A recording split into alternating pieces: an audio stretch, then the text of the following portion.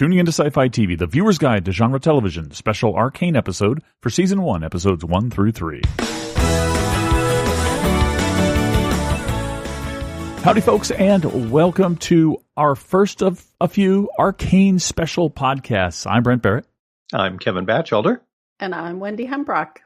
And in case you didn't hear on our weekly podcast, if you're not a listener, we are going to be doing 3 podcasts of Season 1 of Arcane. Each one's going to be covering one of the acts. They do them in 3-episode acts. So we're going to be doing that. We're going to have 3 podcasts and a warning, fair warning. We might spoil things later on in Season 1. Nobody's seen Season 2 yet, so we can't really spoil that, although we might spoil the trailer. Anyway, we might talk about things as they apply to later in Season 1. So if you're following along with us, hold off listening to this until you've watched all 9 episodes and then come back, because we might do that. Yep, don't want anybody spoiled if we can avoid it. No surprises there. And just so you know, we are going to be covering Episode 1, Welcome to the Playground, Episode 2, Some Mysteries Are Better Left Unsolved, and Episode 3, The Base Violence Necessary for Change. And just in case you're not familiar with Arcane, just a quick little introduction. Arcane is, first of all, it's named after the magic in the universe, as you'll find out, or you found out in episode 1 or 2. But it is based on a video game called League of Legends, which is a very popular video game. I have not played it per se. I think I own it. I think I installed it. I think I ran it, but I don't really like it. So it's not really my kind of game. But the cutscenes and the universe and the characters are all very cool in the game, and even cooler when they decided to adapt or be inspired by the game to create this series, this Arcane series. Big fans of the game say this series is nothing like the game, so don't play the game because you like the series. My son, who plays the game all the time, warned me about that. As soon as I told him I liked the series, he said, "Don't play the game if you think the series is the game, because it's nothing like it." So just a little bit of background. Yep, and some good info. For those folks watching or listening who aren't regulars of our Tuning Into Sci-Fi TV podcast, I am well known for many years as not being someone who watches many, if any, animated shows. So I came to this one well after it had premiered because of recommendations from folks like Brent and others in my social circles. So I was certainly a surprised one to be coming to this, and actually fell very hard, as we'll get into for our conversation. So I haven't played the game, seen a few videos about it on YouTube. That's about my exposure to any of that before I jumped into Arcane hard and deep. Yeah, so I like animated stuff. Maybe not as much as Brent, but I'm definitely not averse to it the way Kevin sort of is, with a knee-jerk reaction about animation. But I am not a video game player. I did not know anything about this video game. Coming from a video game doesn't bother me, because we've had so many shows that have been successfully adapted. But it also hasn't interested me at all in trying to play the video game. And as the game players would say, that's good. So that's wonderful news. I think what we'll first do is dive a little bit into what our general thoughts are about these 3 episodes as a bundle, since we're talking about them as a chunk. Personally, I thought that this show, right out of the gate, did a pretty good job, especially with its opening scene, of making you go, "What the heck is going on here?" And introducing you to this underworld and this overworld, essentially, and these main characters of Vi and Powder mostly, but also Vander and the others that you would get introduced to early on. So I think it did a really good job of quickly establishing this universe and letting you get to know these characters and getting to know, who's your favorite and who's not, maybe. But I don't think it did. The first 3 episodes did a wonderful job. While the underworld, I think, was explained really well. I think the overworld, the Piltdown, whatever it's called, forgot to write it in my notes, is, I don't think, explained as well how it works. It's just kind of left in these first 3 episodes as that's where all the rich people are. And they're better off than the people down here. That's kind of the way you get it. I at least came away from the first 3 episodes. And also that they're pretty mean because they're all their enforcers and marching through the streets and all the fighting and all the questioning people and and things. So you get a very negative impression, I think, of up there, and a better impression of down here, except for some of the darker elements in the underworld down below. So in general, I thought it did a really good job of introducing the world to us, these first 3 episodes, and it left on a pretty dramatic change. I wouldn't say a cliffhanger, but things were left like you don't know what happened. All of a sudden, you're set up for in this first 3 episodes. You're set up for this world with these characters, and then at the end of the third one, everything's changed. So, I mean, that's my general impression of these first 3 episodes. What about you guys? Well, I know for me, since I came in only because of our recommendations, and not being the animated person, there was a bit of am I going to like this? Is this just my friends, telling me they love something, but it's just going to be another... It's good, Kevin. It's really good. Run-of-the-mill animated show. So it was interesting for me, and certainly on this rewatch, prep for these podcasts, eye-opening to kind of see it in a different light now, because watching the first couple of episodes the first time, there was a bit of a standoffish, all right, I'll give it a couple because it's friends, but watching on the rewatch, I just see so much more. And your point, Brent, about the differences between the worlds, as we know, is a big part of the whole season and series.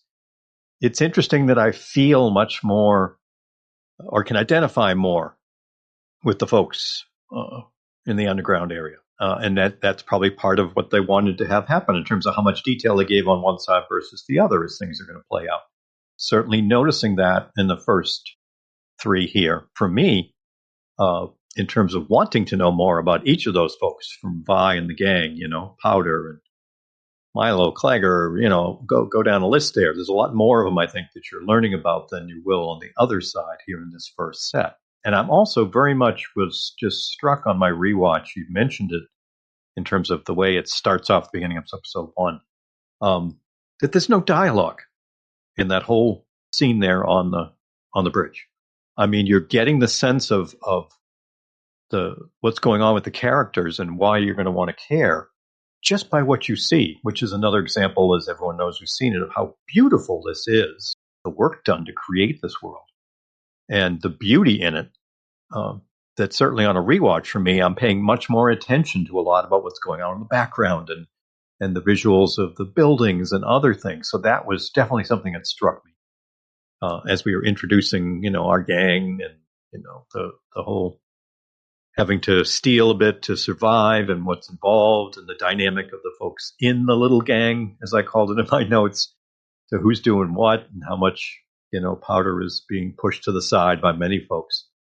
And then we're developing it. But for me, certainly, and I think I remember sending a message to Brent and Wendy, because I know they had watched it at that point, an email or something, after I'd watched like the first 2, like, yeah, is this going to change? Because, this is okay, but it's not like something I'm going to feel like I'm going to be going through the whole season. Again, it wasn't negative. I was like, oh, this is kind of okay and interesting. Well done. And to their credit, they're like, just make it to the end of 3 and then make a decision. And oh my goodness, I have so many notes from episode 3. And I rewatched it a couple of times, even for this rewatch podcast, because my goodness, there's more happening in that episode, I think, than in many, sets of 3 or 4 episodes in other series. And that's why I really love this and wanted to have some discussions without hitting every plot point in terms of what's happening to the characters, what it means going forward for the rest of the season, how pivotal it is. Like you said, Brent, it wasn't a cliffhanger so much in the end of 3. But oh my goodness, it means so much in terms of what happened and what it's going to mean going forward, and how everything just pivoted and changed based on what happened, with how Powder was able to get her little monkey bomb to go off and what that did for everybody going forward. It's just kind of a wow, is my thought. Yeah, so of the 3 of us, when I watched it the first time, I was the least thrilled with the story.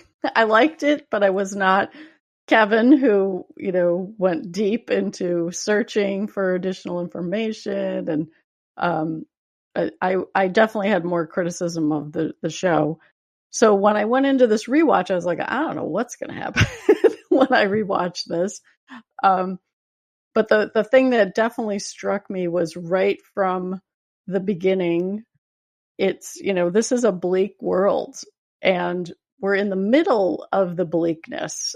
So I did like how when you sort of push back and look at all 3 episodes together, we're sort of in the middle of a revolution that kind of stalled out for a while. And it's starting up again with these kids, potentially. But then, as you mentioned, when Powder throws the bomb, she disrupts everything, that trajectory, because it felt like they were setting up Violet's going to lead a revolution with, the rest of the lanes against the enforcers. But that didn't pan out, or at least not yet. And the other thing that I remember the first time I watched it was that opening scene where Powder's singing the song and she's got her eyes covered to not see the horror of what's happening. And we see Vander, with the cast iron boxing gloves on the bridge. And he throws down the gloves very symbolically, scoops up the kids, and takes them back in retreat. And I loved how that set up really his whole arc. And he was one of the characters the first time I watched it I was really interested in. And again, this time in terms of he really had the perspective of he was the leader. He was responsible for their own parents dying. He feels that responsibility. We later learned that he had this connection with Silco. They had some kind of, combat brotherly bond that went awry. And he's been trying to stabilize the situation with the enforcers by having this, mutual pact with Grayson, who's leading them about, you stay out of our stuff, we'll stay out of your stuff. So that was on the rewatch, that all made a lot more sense to me than it did the first time I watched it. I was really more focused on just how dark the lanes was, that these kids were basically a gang, a criminal gang, and that everyone around them was trying to survive in a very tough way.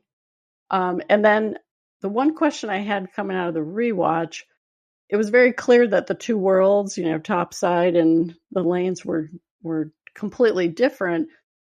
But I still don't understand how they're connected entirely. Like, is this the kingdom of Piltover? And like they have a bridge.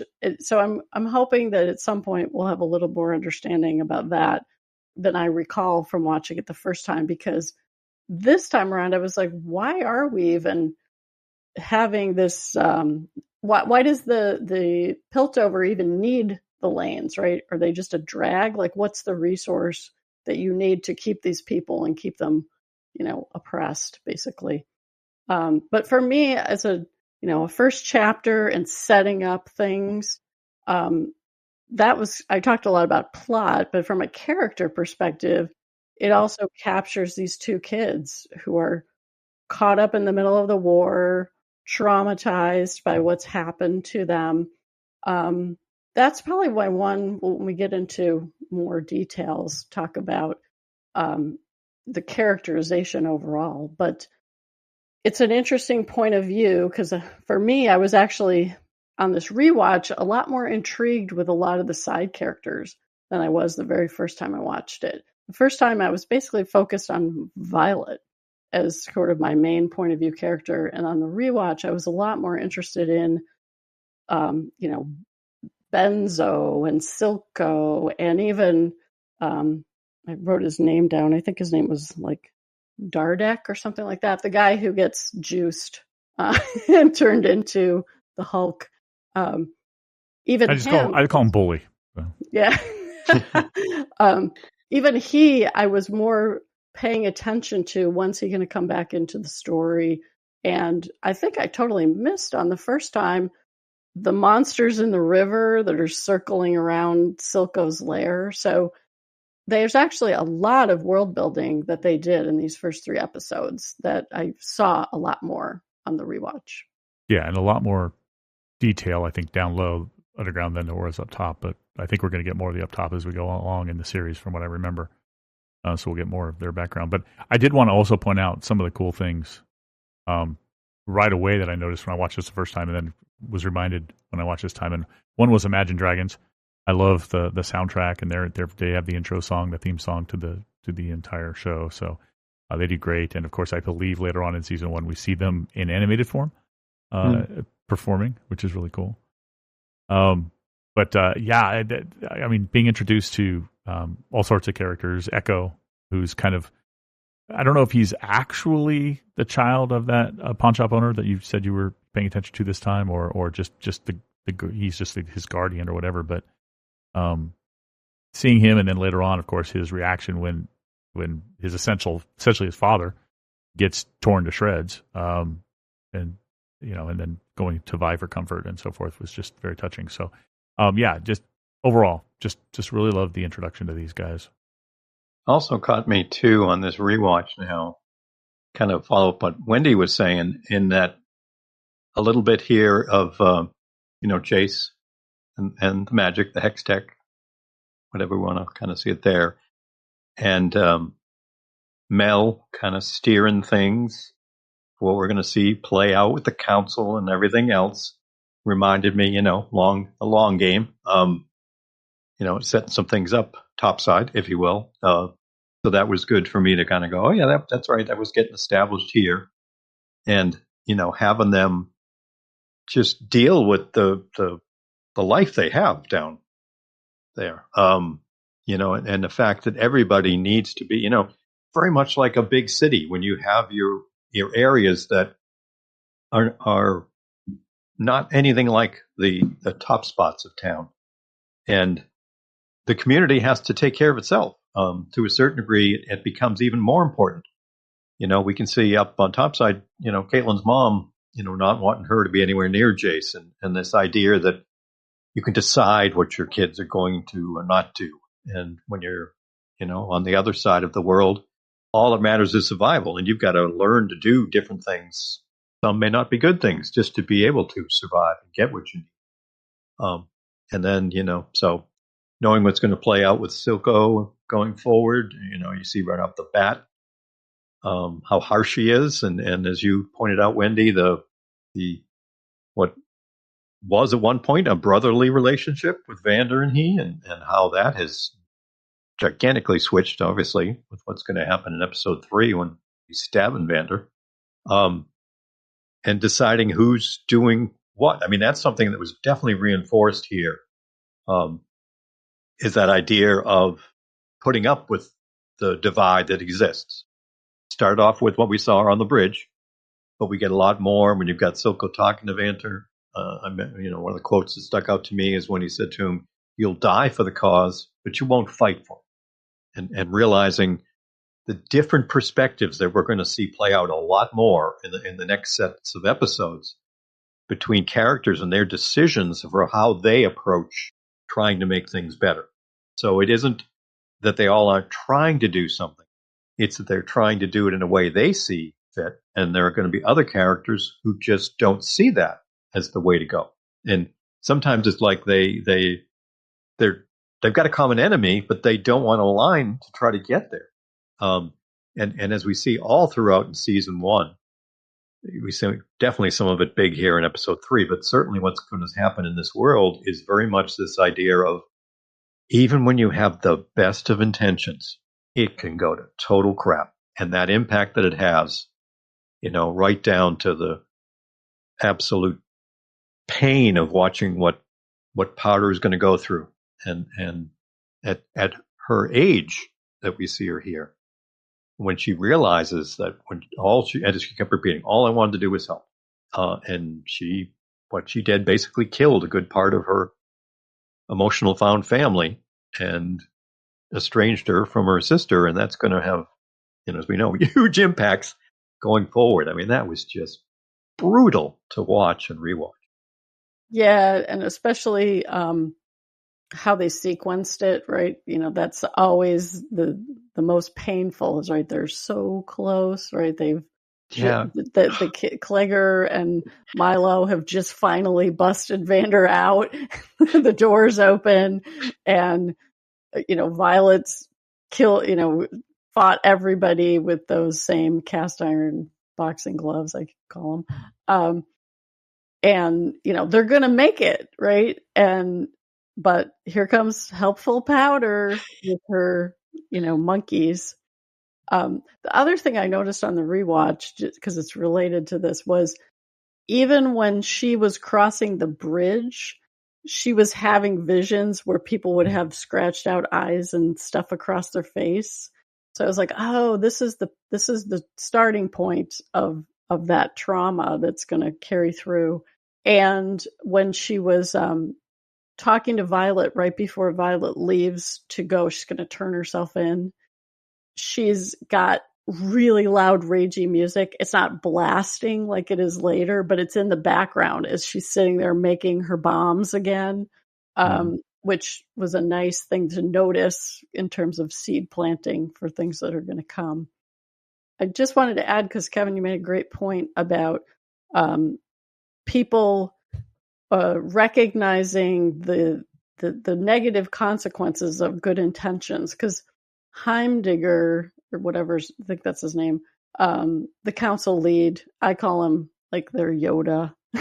He, although very appropriate. Well, he's that, and he's sort of Pinky from Pinky and the Brain, just because of the shape of his head.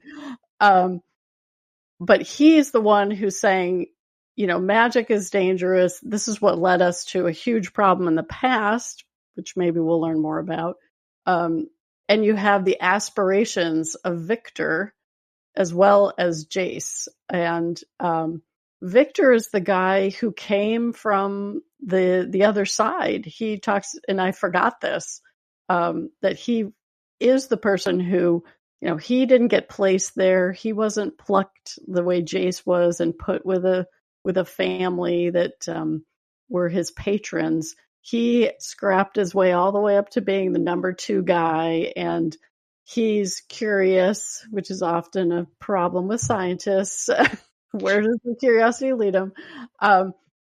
That was even more present. So they have set up some interesting problems in both Piltover and the Lanes, which I didn't even know the name of this place was called Mon until the rewatch, when Silco talks about that was going to be the kingdom of Mon, or their victory of Mon. And I was like, what's Mon? And then I realized that's the name of the place the larger place that they live in. So yeah, they've set up some really interesting problems overall between the characters. Yeah, and we've touched on some things we really like. So let's dive in and just see if we have some like singular highlights, some highlights of these 3 episodes, some scenes, maybe some actions or things that we really loved. And maybe we'll just go around the table and each kind of throw one out and then just keep going until we're out of them. But I want to start out with I think one of my highlights was I really enjoyed that scene where at the end, episode 3, Vi grabs Vander's gauntlets and puts them on and just confronts those thugs, Silco thugs on that walkway, that, whatever you want to call it. And, she's not just the first couple, maybe she got rid of pretty quickly, but then it becomes a real struggle. And just her, just focus and rage, but well-managed rage. And the fact that she could just beat so many of them, at the end, she has to run away, but she does a great job. And the only reason she has to run away is because this guy's all juiced up. And she has to get away and close the door and hide. But that whole fight, that really struck out to me as a great moment, a highlight. Kevin? Yeah, I got so many, but okay, let me pick well, one. We'll keep going for this round. And I'll just say it again, especially on rewatch, the very beginning with the scene on the bridge with no dialogue. I mean, once you've seen the whole season and go back and see that and know what's going to be happening to these characters, oh, does that hit hard for me? Yeah. Yeah, one for me was actually when Violet is in Benzo's waiting to get taken. She's going to sacrifice herself because they need to pin the whole explosion on somebody. And Vander comes in and talks to her, and that whole conversation, I just love that. He really is her father, surrogate father at that point, but he's also very much, the general talking to the soldier about the bigger picture of what's happening. It was, this is an animated show, but the emotions come across from both of those characters, and it's so poignant because they had been at odds up to that point. She keeps taunting him like, you won't fight. Why won't you fight? And he's trying to explain to her, but she's just not getting it. And he's already made his decision about sacrificing himself. So that was definitely one of my highlights. Yeah, absolutely. All good ones. I would also say, and Wendy touched on this, another highlight for me is Powder's first breakdown that we've seen. A hint of being crazy, too, in her breakdown, before she realizes and sees and is reminded that she has those crystals. And she's like, oh, I can help. But that whole breakdown is just so evocative of what happens later in the series and what she becomes. And I thought that was just a big highlight of these three as well. Yeah. Yep, I would agree. And also, the way they did such a great job when you have characters of the different levels of emotion. When we've got the big fight, what's going on? Vander has to, take the shimmer, take the juice. And with everything about to, basically go even worse, he's the one who jumps out, scoops up by, jumps out. He's dying, or appears to be dying. And he tells Violet, take care of Powder, just as she comes around the corner and is so excited. It worked. Did you see? I'm like, oh my. I mean, talk about the range of emotions between some characters there. That is just painful to watch. Yeah, it's all about the timing, right? Mm. The other one that I wanted to point out, and it kind of ties back to Brent's comment about later seeing Powder's kind of crazy genius come to light, was the opening heist, because we already have the seeds of Violet's pushing her, right? Violet's like, I convinced you you're ready, but she knows she's not ready, but she's a little kid. She can't really push back on these older kids. They did a great job of showing so much of the dynamics of this little gang in the middle of this heist. And I thought that there was going to be something that would actually come of the tip sending them to that apartment, because on the rewatch, I was like, why are they in this particular apartment? And they're like, oh, we got a tip from some little man. And it turns out, I think it was, right? It was Silco pushing them to go to that apartment. Well, when they said little man, I think they're actually referring to, what's his name? Or was it Echo? Echo. They called him little man. Oh, that's right. And then Echo talked about somebody posh came into Benzo's and he followed him home. And that's how he picked out his mark. That was probably Jace, right? Because Jace would have not been afraid to go there to get something he needed, right? Because he was trying to be secret. Yeah, because he had all that illegal stuff, so probably. Yeah. Did you do one just now? Well, that was one of the highlights. I can add another one, though. Oh, I've got more too, so go ahead if you want to add one. Sure. That's fine. No, go ahead. Okay. I just wanted to, and Kevin kind of hinted at it when, they left from the building and unfortunately Vander really did appear to die. Later on, just after that, we had that whole emotional scene, obviously, between Powder and Vi, where Vi just explodes at her and then just walks away.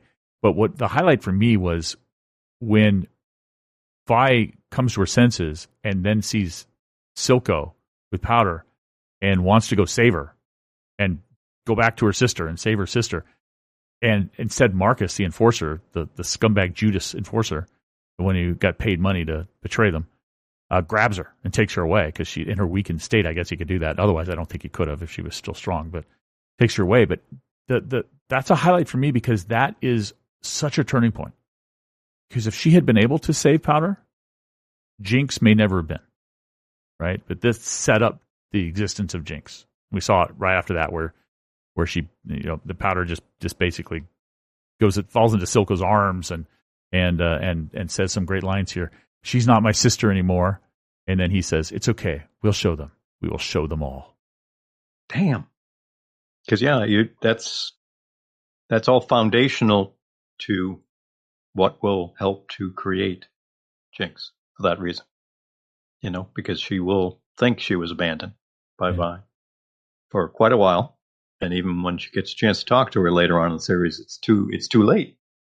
And that's where a show does such a wonderful job of giving you these different perspectives, and the characters aren't aware of these things, no matter what the intention was.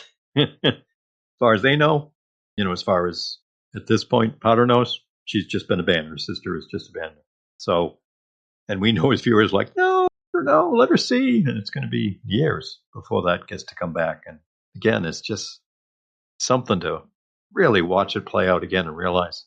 And Wendy, as you mentioned, just in terms of where, and this is where I saw some just wonderful videos on YouTube, just looking at mental illness and understanding abandonment and the impact at certain ages on the characters to help build her. And there were already some issues there with, when she got so upset when Vi wouldn't let her come to their mission, so to speak, and she's getting, physically upset and everything else that's going, and her brain is already going into some dark places that are going to get even darker. So it's little things that we get to see here early on that we know are going to lead to much bigger things.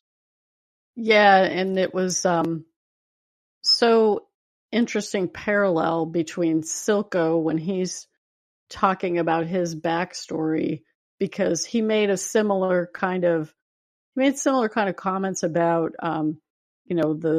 the person that hurt you the most, or the poison river that he fell in, was actually the transformational thing.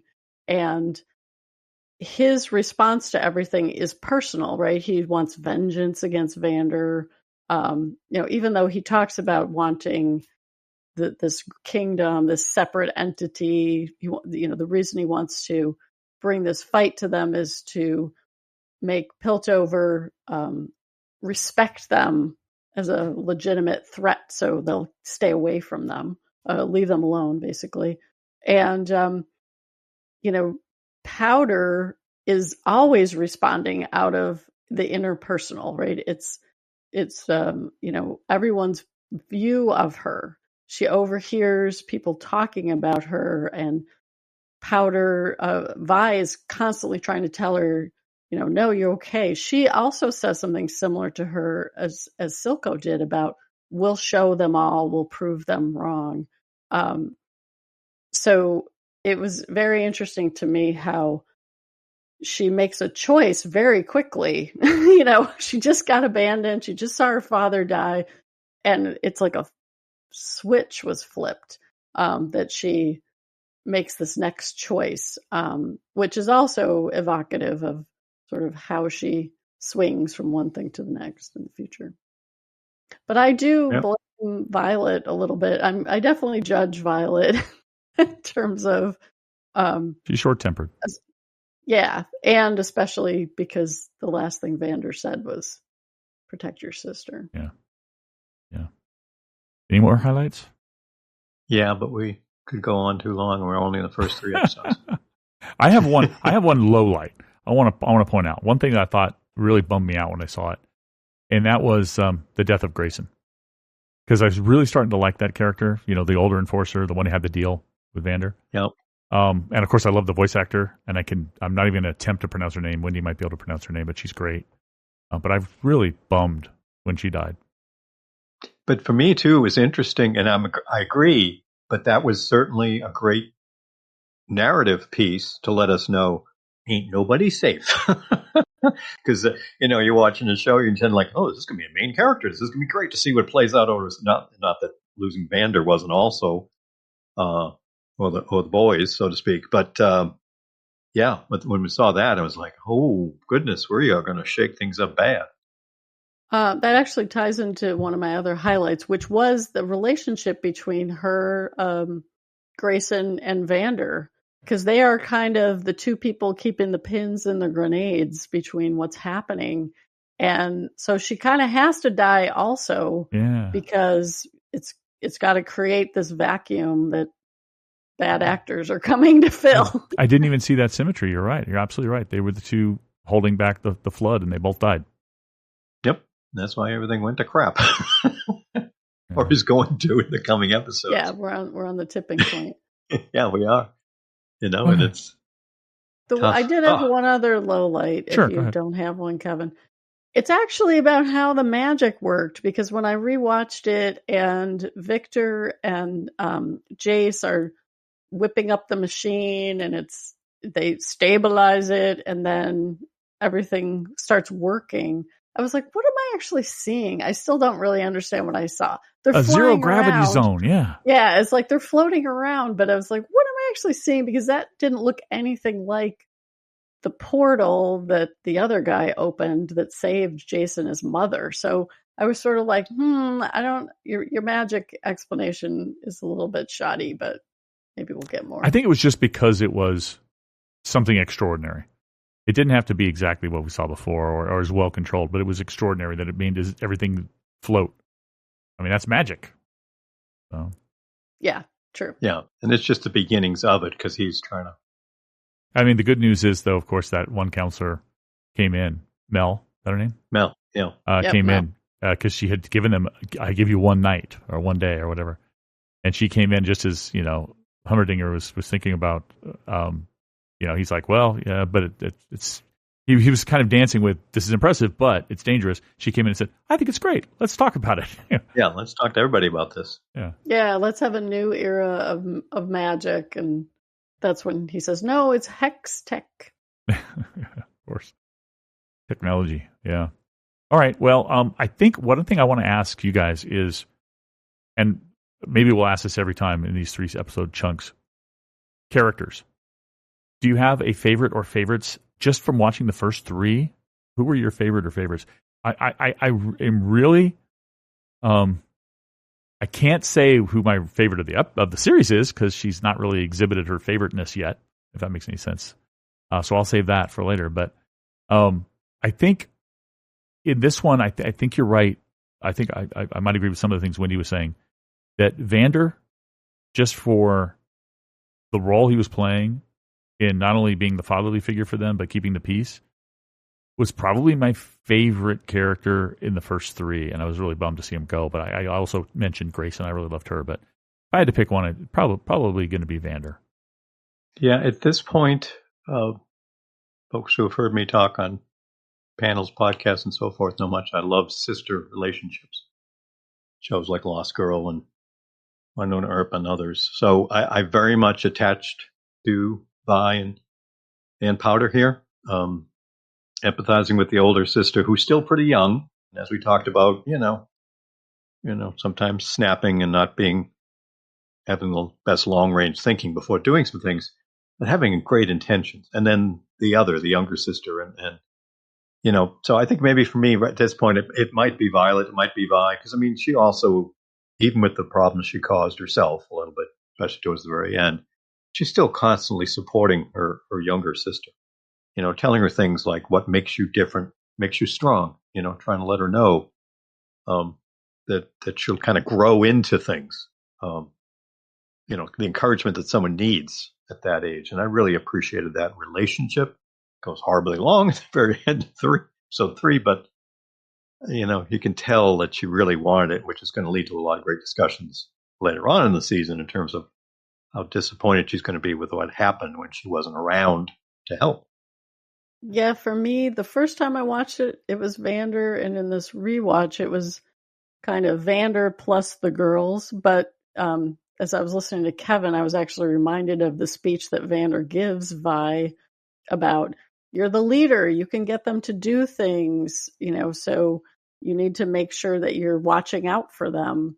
And that weight of responsibility is part of her problem, right? She doesn't want that. And, and she is a kid too. So it's understandable, you have people who are just fundamentally not capable of dealing with the things that life is throwing them because of their age and lack of experience. But so for me, it's Vander for sure, especially because now he's gone. Yeah, has a lot to do with it. They're great. Don't get me wrong, and I think it's probably true of all of us.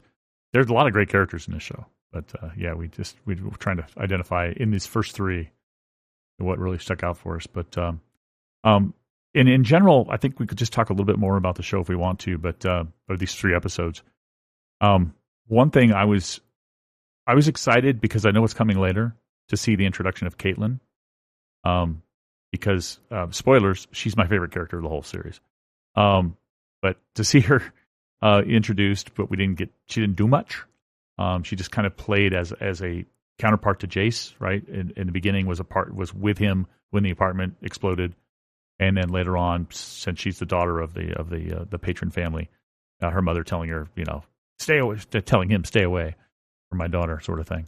But I really dug that, and in general, the cool nature of those crystals and the power within them. And I don't know if it was ever explained, but I kind of want to know where Jace got them. Did he say where he got them, or how did he ever come across those crystals? I know he was given the one little one by the magic user that saved, the arcane user that saved him and his mother, but how did he make the others, or how did he find them?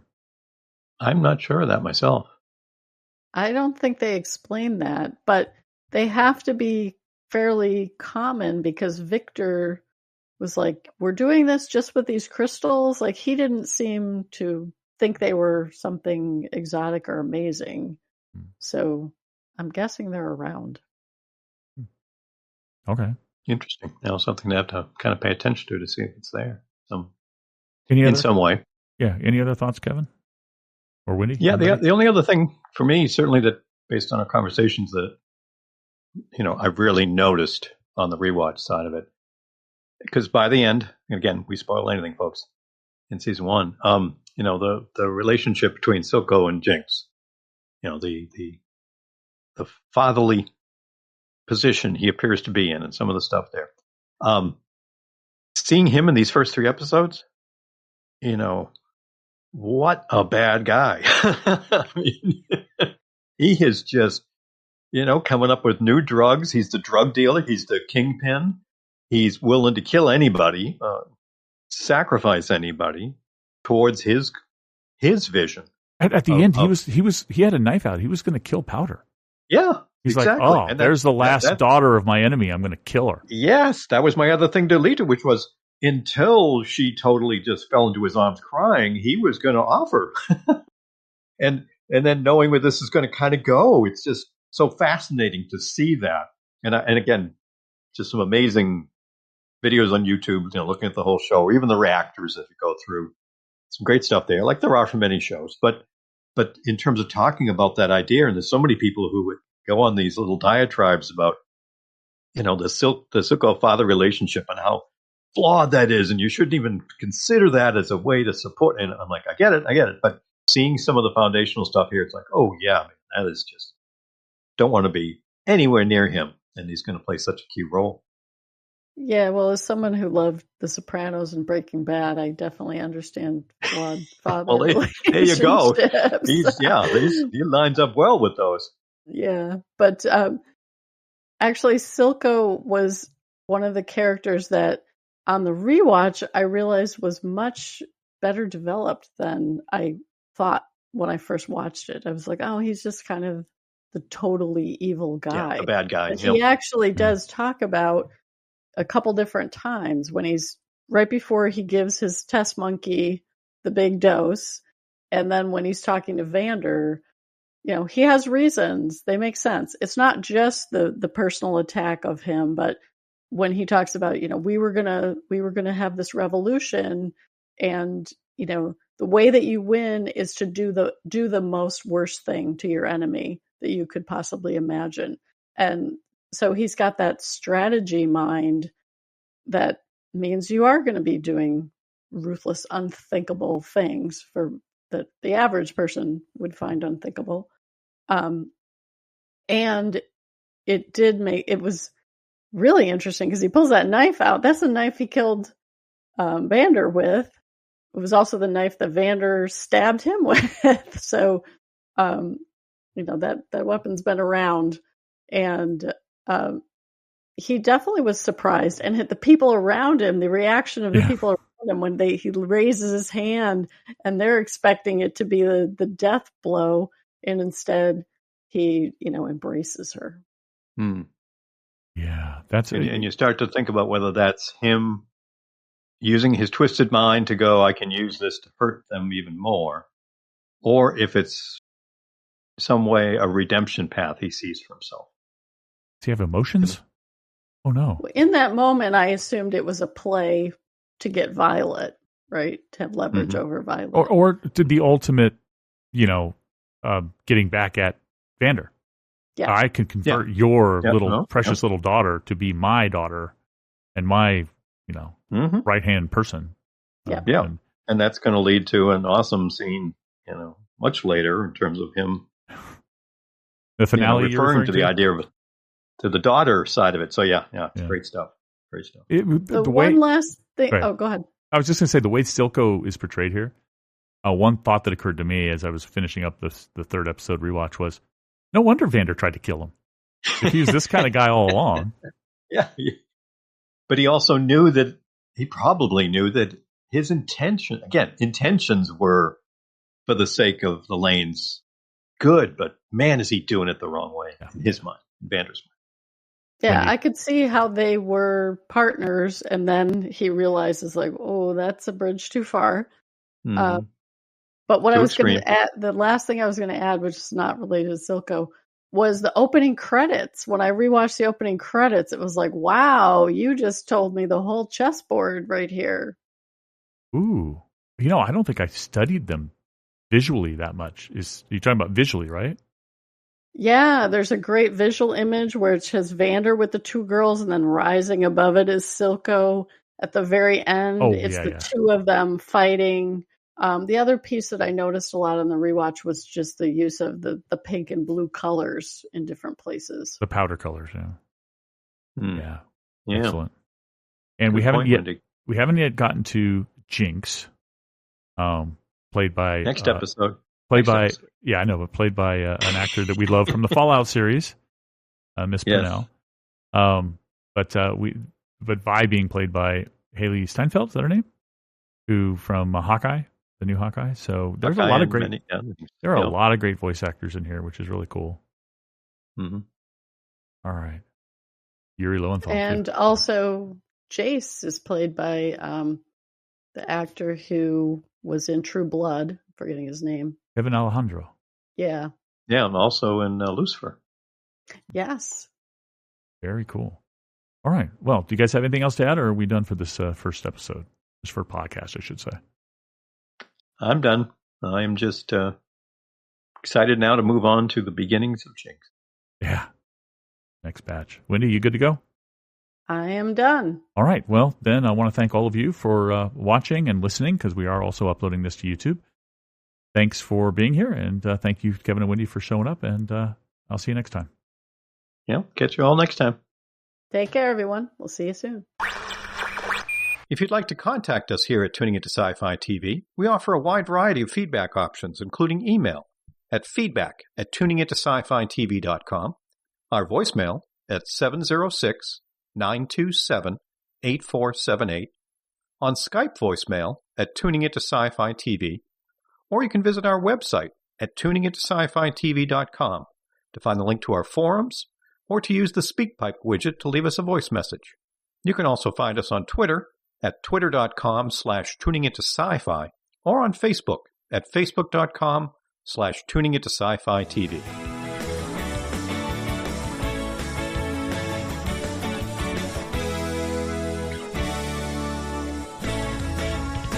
The theme music for Tuning Into Sci-Fi TV is by Beatnik Turtle, used with permission. You've been listening to Tuning Into Sci-Fi TV's Arcane Special, Episode 1, recorded September 28th, 2024.